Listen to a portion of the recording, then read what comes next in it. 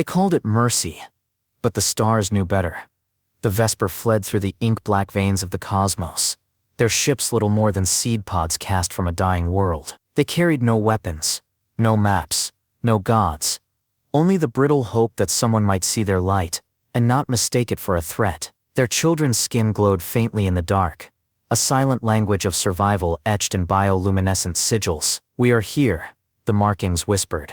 "We are afraid." When the war found them, as war always does, they hid, not in asteroids or dead stations, but in the bellies of giants. Titan-class mechs, abandoned mid-battle, became temporary crypts. The Vesper children learned to sleep curled in coolant ducts, to siphon energy from fractured reactors without triggering alarms, to fold their light inward like closed fists. But light, like guilt, is difficult to contain. One such mech, the Aegis Horizon, crashed on a nameless moon at the fraying edge of human territory. Its crew, hard-eyed, half-starved, believed the impact was their end. They did not hear the skitter of small feet in the ducts below, the muffled clicks of a language shaped by exile. They did not know the reactor's arrhythmic pulse was not a symptom of death, but a plea. The Vesper children waited. To reveal themselves was to risk cages or scalpels, the fate of their parents. But the humans' rations dwindled. Their voices turned sharp, their hands quick with violence. And the eldest child, her markings swirling like storm clouds, made a choice. She pressed her luminous palm to the mech's rusted hull. A beacon, a confession. Somewhere beyond the moon, engines growled. The stars held their breath. Mercy, after all, is a currency, and every debt comes due. Chapter 1. The wind screamed. It tore through the skeletal ribs of the Aegis Horizon, whistling a dirge through fractures in the Titan's armor. Nara Vosk stood at the edge of the mech's shattered cockpit, her gloved fingers curled around a rusted support beam. Below her stretched the wasteland, a graveyard of sand and ash, where the horizon bled into a bruise-colored sky. Somewhere out there, scavengers circled. She could taste their hunger in the static-charged air. Her breath fogged the cracked visor of her helmet. The readouts flickered. 02 levels critical. Hydration reserves at 12%. She ignored them. Numbers were liars. Numbers did not account for the weight of command. The way her pulse thrummed in her throat when she closed her eyes and saw her sister's face. You left her. You followed orders. The memory was a shard lodged deep, sharper than the day it had pierced her. A clang reverberated through the mech's carcass. Nara turned, her boots grinding against debris. The Aegis Horizon groaned, a dying leviathan. Its once impervious alloy hull had crumpled like paper in the crash. Warped corridors now a labyrinth of shadows and jagged edges. She navigated the darkness by muscle memory, her hand trailing the wall where emergency strips spat weak amber light. The air stank of ionized metal and burnt insulation. 3 decks below, the reactor core pulsed, or what remained of it. The chamber was a cathedral of ruin, its vaulted ceiling split open to the sky. Dust motes swam in shafts of pallid light, settling on the hulked remains of machinery. Nara paused at the threshold. A figure crouched in the gloom, silhouetted against the core's fractured housing. Tarnis Kell did not look up as she entered.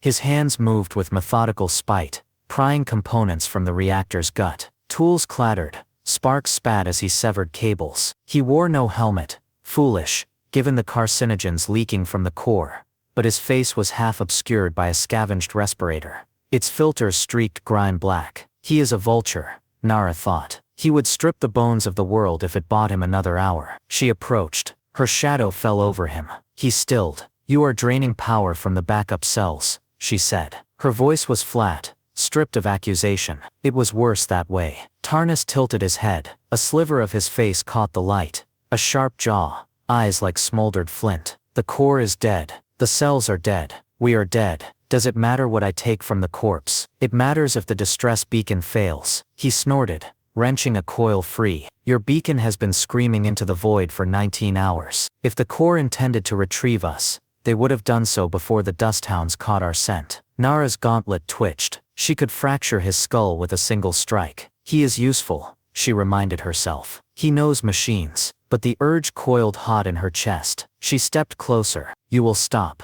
Tarnis rose. He was taller than her, lean where she was armored, but he leaned into her space like a blade testing its sheath. "Or what? You will shoot me. You need me to jury-rig this tomb into a fortress." His gaze dropped to the pistol at her hip. "You do not have the bullets to spare." Silence pooled between them.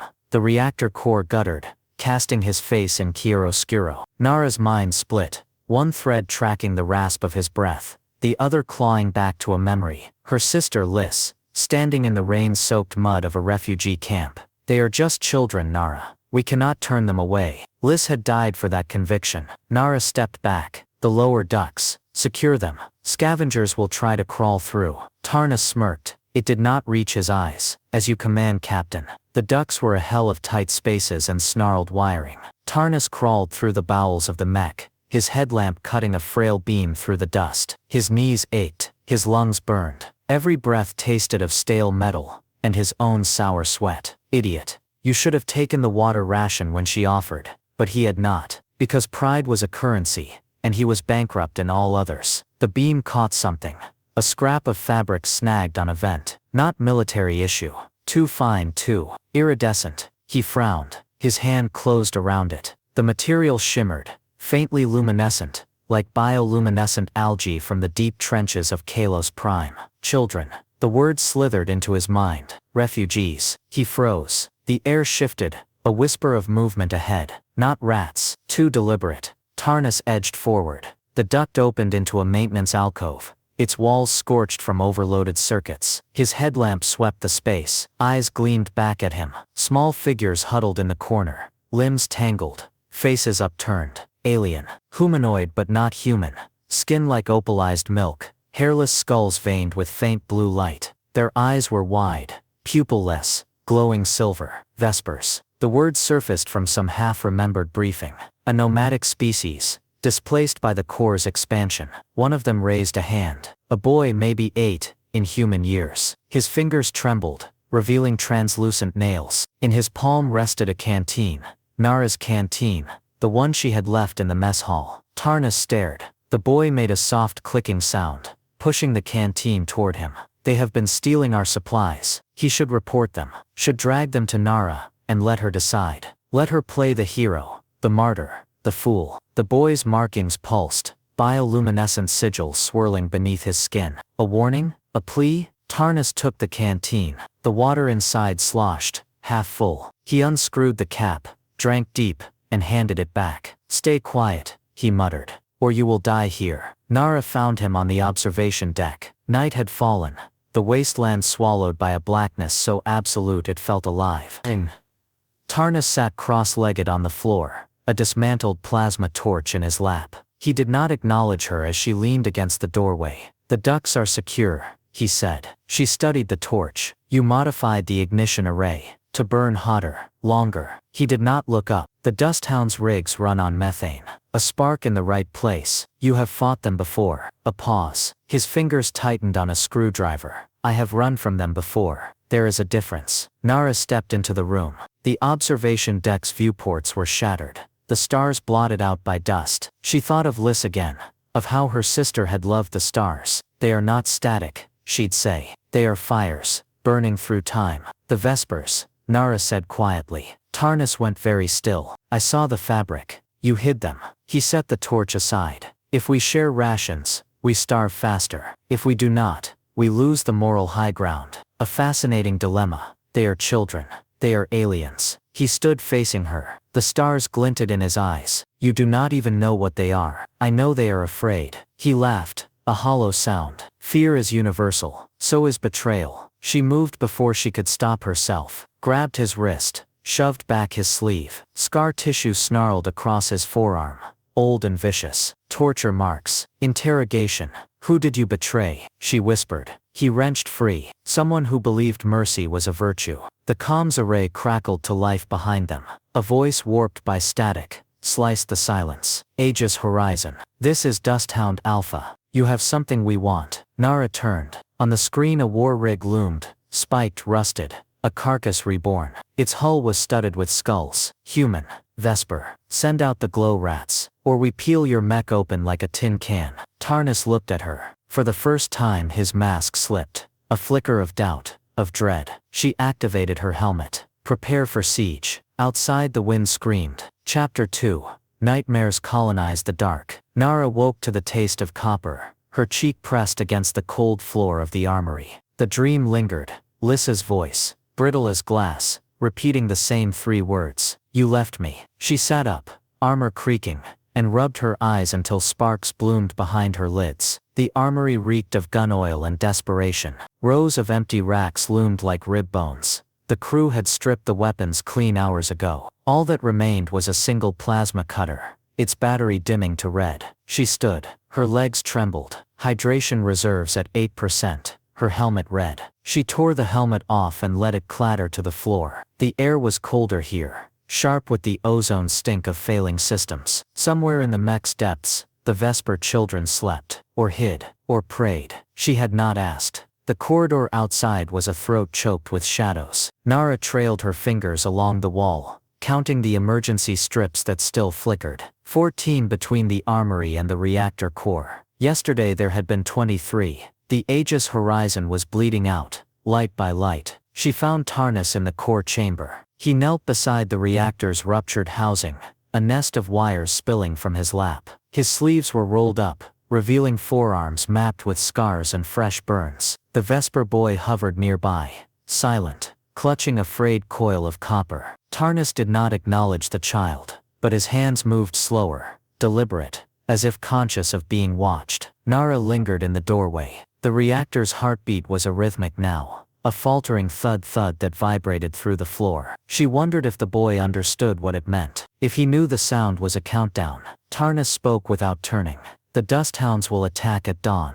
Their rigs leave tracks in the sand. I counted 6 sets. You went outside. You do not own the wasteland. He yanked a wire loose, spitting a spark. The Vesper boy flinched but did not retreat. Nara stepped into the chamber. The boy's bioluminescent markings pulsed faintly, casting cobalt ghosts on the walls. She crouched beside him, her shadow merging with his. Up close his skin was translucent, veins glowing like rivulets of liquid starlight. He offered her the copper coil. You do not need to help, she said softly. The boy blinked, silver eyes unreadable. His fingers brushed the scar on her wrist, a relic from Lyssa's final battle. His touch was cold, electric. The scar tingled. Tarnis stiffened. Do not let them near you. Their kind interacts with human biology, unpredictably. She pulled her hand back. You have seen this before. He did not answer. The Vesper boy retreated into the shadows, his light dimming.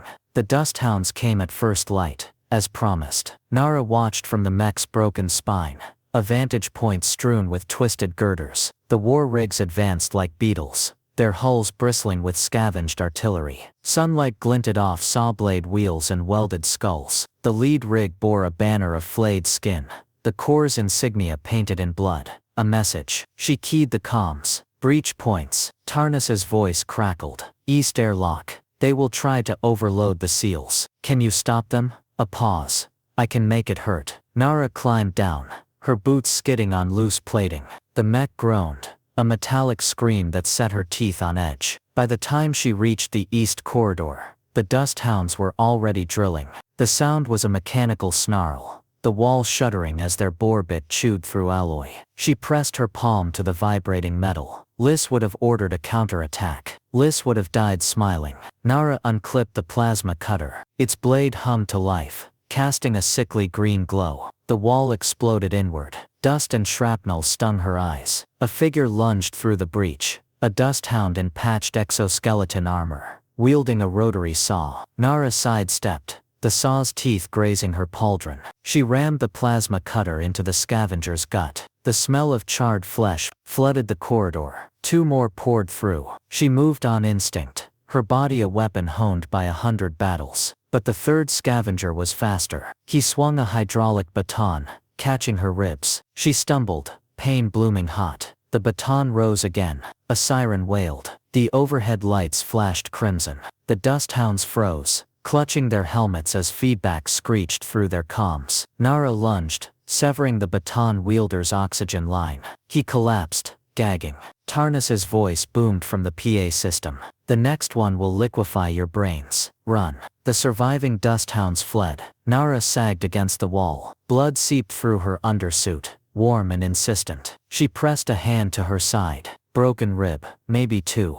Bootsteps echoed. Tarnis appeared, a jury-rigged remote in one hand, a medkit in the other. His gaze flicked to her bloodied fingers. You are welcome, he said. She snatched the medkit. Your stunt drained the last of the core's power. He leaned against the ruined wall, breathing hard. You prefer I let them kill you. I prefer you follow orders. His laugh was a dry rasp. You are not my commander. You are a corpse who does not know it is dead. She injected a painkiller into her thigh. The world blurred at the edges. Why did you help me? He was silent for a long moment. Then, I need you alive to hate. The Vesper children found her in the mess hall. Nara sat at a splintered table, stitching her undersuit with shaking hands. The painkiller had worn off. Every breath was a knife. The eldest child, a girl with markings that swirled like galaxies, approached holding a dented cup. Water sloshed inside. No, Nara said. You need it. The girl placed the cup on the table. Her fingers trailed over Nara's blood-stained armor, leaving faint blue streaks. Where she touched, the pain dulled. Nara recoiled. What are you doing? The girl tilted her head. Her eyes were ancient, galaxies trapped in glass. She pressed her palm to Nara's ribs. Cold flooded the wound, a numbness that felt like forgiveness. Tarnis's voice cut through the haze. Stop. He stood in the doorway, face ashen. The girl withdrew, her light dimming.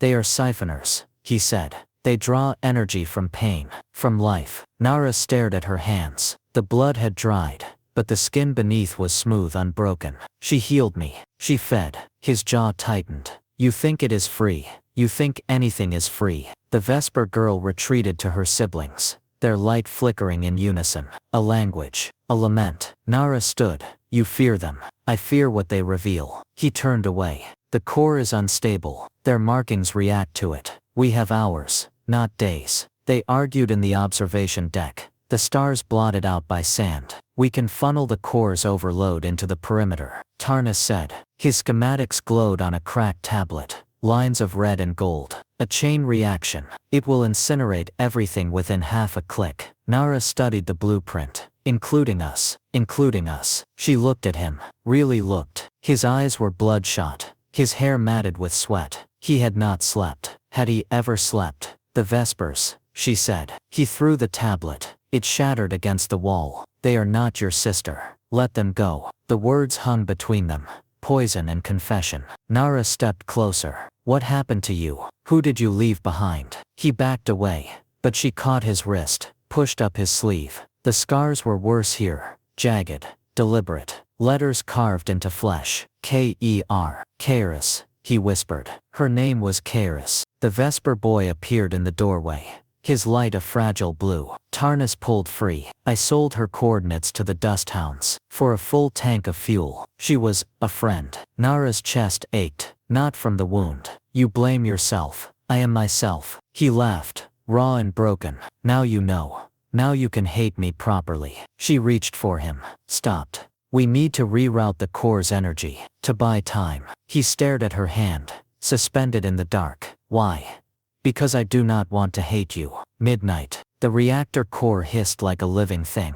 Tarnis worked in silence, rewiring the overload protocols. The Vesper boy sat at his feet, passing tools with small solemn hands. Nara watched from the threshold, her ribs humming with borrowed life. The boy's markings flared suddenly, a searing azure. The reactor shuddered, its pulse erratic. Tarnis froze. They are accelerating the decay. Get them out. Nara moved toward the boy, but he scrambled back, clicking frantically. The other Vespers emerged from the ducts, their light a chaotic storm. The girl pressed her hands to the reactor's housing.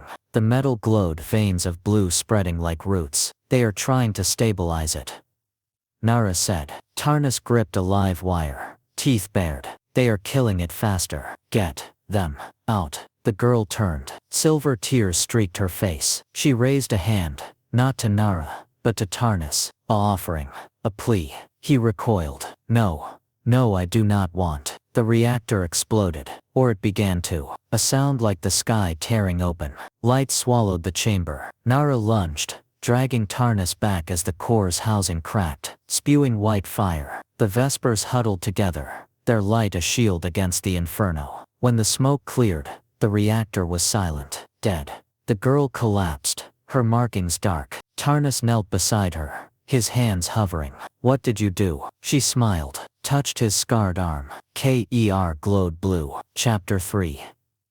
The silence was a living thing. It coiled in the reactor core's carcass, thick and suffocating, broken only by the drip of coolant from ruptured pipes. Nara Vosk stood amid the wreckage, her boots crunching on glass shards that glittered like dead stars. The Vesper girl lay motionless nearby, her bioluminescent markings reduced to ghostly smudges, her breath a fragile whisper. Tarnis Kell crouched beside her, his hands clenched into fists, knuckles white against the scars that mapped his skin. The air tasted of burnt copper and inevitability. Outside, the dust hound's war drums throbbed, a primal rhythm that seeped through the Aegis Horizon's fractured hull, vibrating in Nara's molars. They were coming, not to scavenge, but to erase, to salt the earth. She turned to Tarnis. His face was half lit by the emergency strips, shadows pooling in the hollows of his cheeks. "There is a way," he said, not looking up. His voice was raw,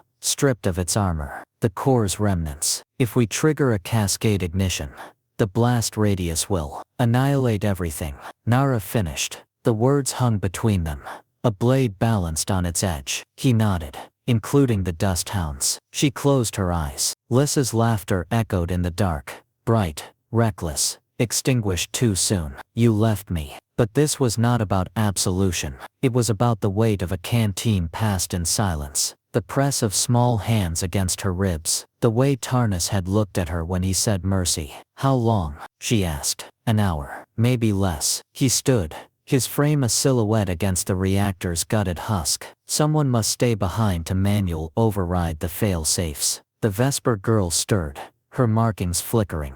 The boy knelt beside her, his silver eyes reflecting the dim light like fractured mirrors. They knew. They had always known. The observation deck was a tomb of shattered glass and memories. Nara climbed the twisted ladder, her muscles screaming. The sky outside was a wound, hemorrhaging amber light as the sun drowned in dust. Below, the dust hounds' war rigs circled, their engines snarling. She counted 6, their hulls welded with trophies, core helmets, Vesper bones, the jaw of a Titan-class mech. Tarnis found her there. He carried a frayed coil of wire, his fingers twitching as if still parsing equations. "The ignition sequence is ready," he said, "but it requires a biometric lock. My handprint, my voice." She did not turn. "There is another way." "There is not." The wind howled through the broken viewport, carrying the stench of oil and decay. Nara's hands trembled. She pressed them to the cold glass. "You do not have to die for penance." He stepped closer. His breath warmed the nape of her neck. "It is not penance. It is symmetry."